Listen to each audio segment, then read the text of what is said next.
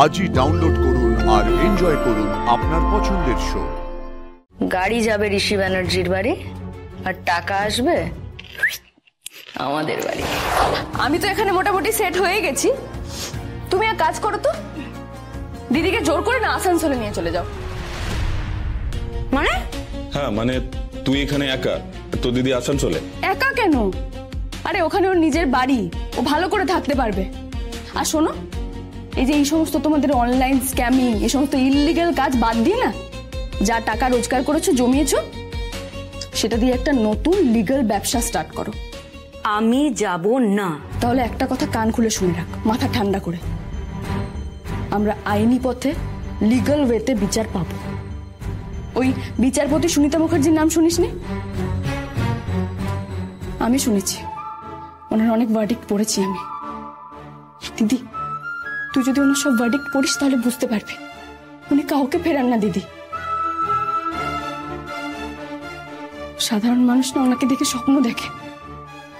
যদি ওনার আওতায় একবার কেসটা আনতে পারি, বিচার আমরা পাবোই।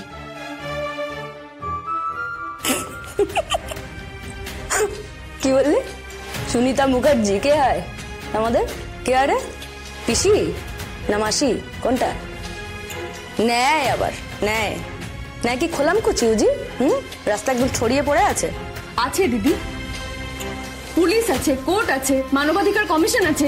আর তুই সবার দৌড়ে দৌড়ে ঘুরে বেড়াবি? আমি সেটা দেবো তোকে করতে? প্রয়োজন হলে ঘুরবো, যত দূর যেতে হয় আমি যাব। আচ্ছা, তোকে একটা কথা আমি কেন বোঝাতে পারি না বলতো দিদি? সারা দেশের মানুষ, সারা বিশ্বের মানুষ সবাই এই আইন ব্যবস্থার উপর ডিপেন্ড করে থাকে। আজকে আমরা যদি বিচার না পাই, তাহলে গোটা সিস্টেমটাই মিথ্যে হয়ে যাবে, যেটা হতে পারে না।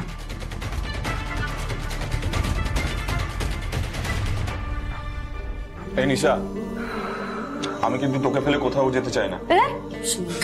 আরে তুই যা বলবি আমি তাই করবো। কি করবি রে? কি করবি আমার জন্য বল।